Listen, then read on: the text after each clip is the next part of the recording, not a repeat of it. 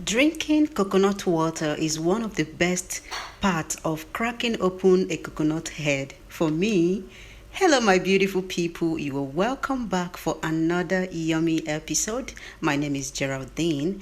If you live in the diaspora or wherever you live and you miss tapioca snack, sit back as I tell you how you can make one from the comfort of your kitchen.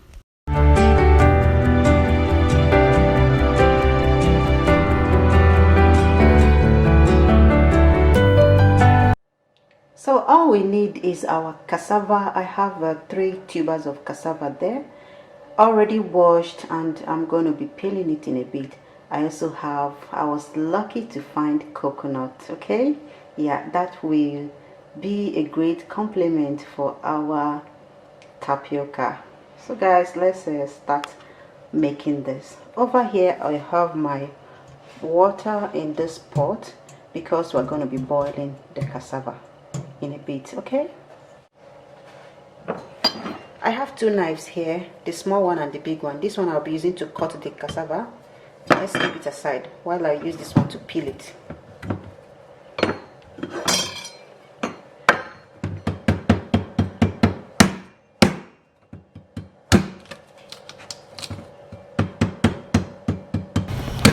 And please be careful with your hands when you're doing this, okay?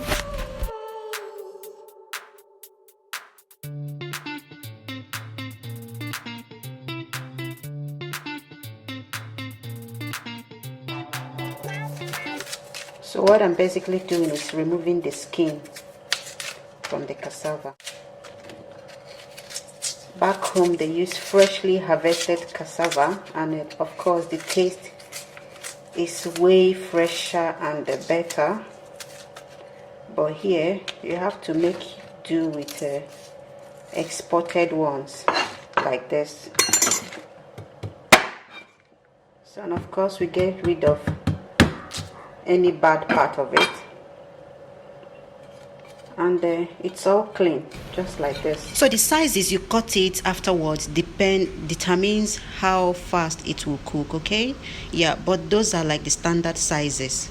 So like I was telling us, it's not, you can't compare it to the cassava you get back home. This is exported, so I need to make sure I take away any bad spots on it. Okay, so this is the waste, and back home is food for the goats, remember? Yeah, so I'll just throw this away now since we don't have goats here, while I'll wash this in a bit.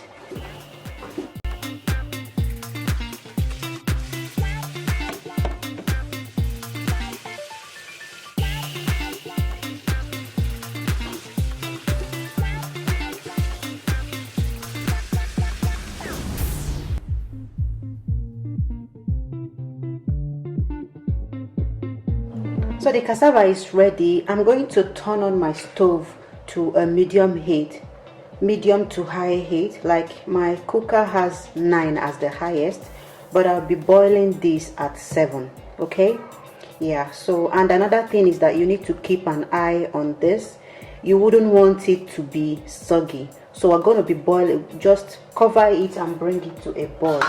Once it boils, then I'll start to control it for maybe another 3 minutes and see.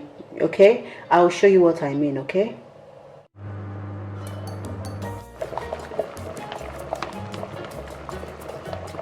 so guys, it's boiling, and you will notice as it started boiling, the cassava is no longer pure white, like it's not very white again. The color is changing to sort of cream. Yeah, so that's one of the ways you will be monitoring your cassava. Okay, the color should be changing from this very whitish part of the inside. It will change to kind of creamy. Yeah, that's the color. So it will keep changing to creamy until every part of the cassava, including the insides, when you cut it open, it will be the color of this outside that the heat has touched. Okay, so the more it cooks, as it's cooking, the color will be turning creamier than it was when we cut it open. You see, The inside is very white, but this edges that has cooked is light, like kind of darker in color. From white is changing to cream. I don't know, that's like how best to describe this. So as it's cooking, I will scoop it and show us. Meanwhile, it's been like 10 minutes this has been sitting here. Yeah, so I'll cover it back for a couple more minutes and we'll be back. So it's been 5 minutes from the time this cassava started boiling. Okay, yeah, from the time it came to a boil till now, it's been 5 minutes. So this is not one of those foods you put on fire and move away. You keep an eye on it, and you can see at this point the color is now even, like all round. It's now creamy.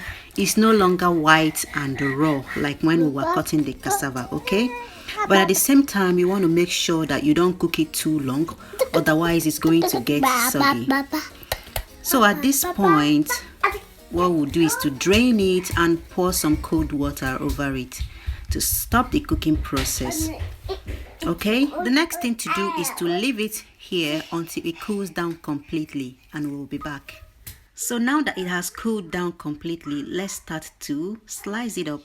So this is where you slice it into those shapes you see when you buy them from the street. Okay, yeah, this is like one of the snacks I miss so much, and as soon as I left Nigeria, I figured out a way to be able to make it still and enjoy here.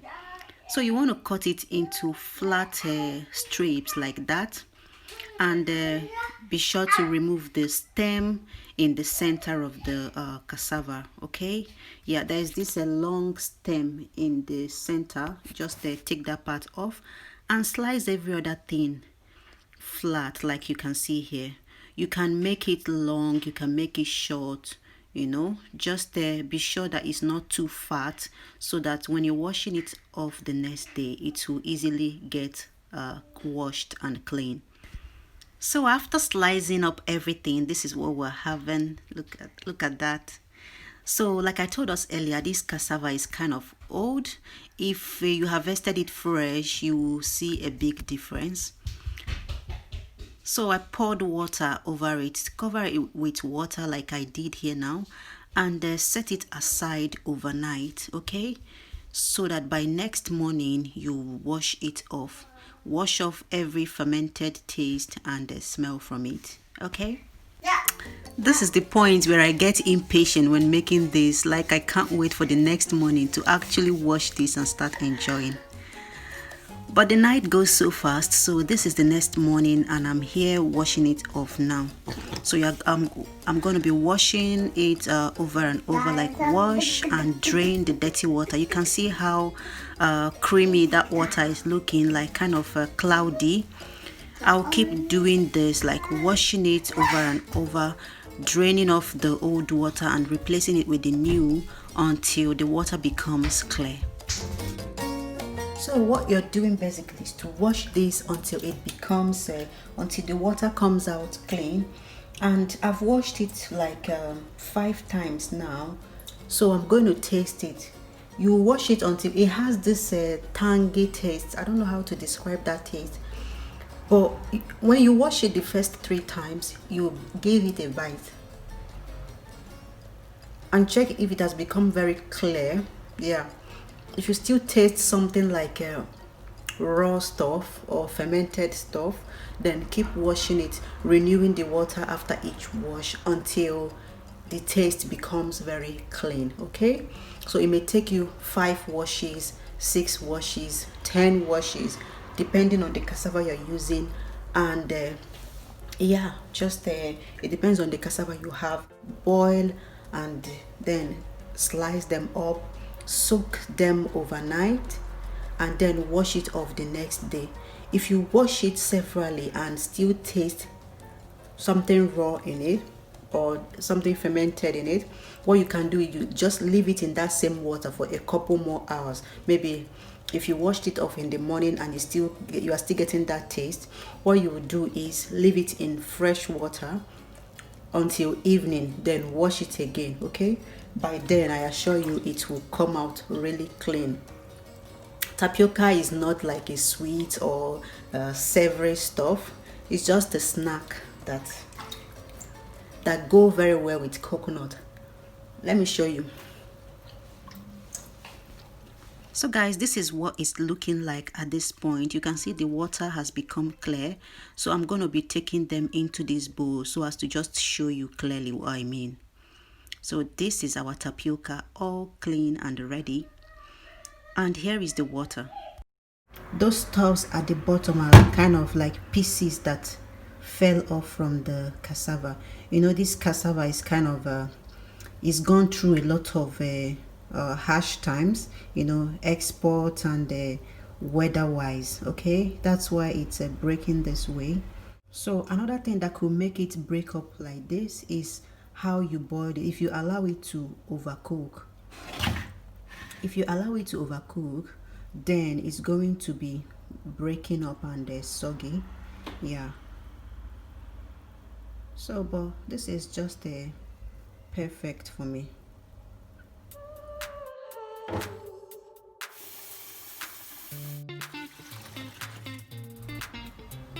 So to preserve it, I'm just going to pour water over it like this, like I just did, and cover it and keep aside. We keep eating it like this until it's finished. The only thing you do is change the water like every day until you finish munching on this. Meanwhile, I'll get hubby to crack the coconut so we can start enjoying this goodness. See ya. Meanwhile, when he does crack it, the coconut water is for me. Who else love it this much? Let me know in the comment section, guys. And of course, the tapioca and the coconut pair was a perfect match. Let's say a perfect match made in heaven. So my people, this is where we'll be drawing the curtain for this yummy episode. If you haven't subscribed up until now, it's not good though. Please subscribe and be family. Thank you so much. Thank you, my returning subscribers and viewers. Your girl appreciates you so much. And with that, I will say have a beautiful day as always. Bye.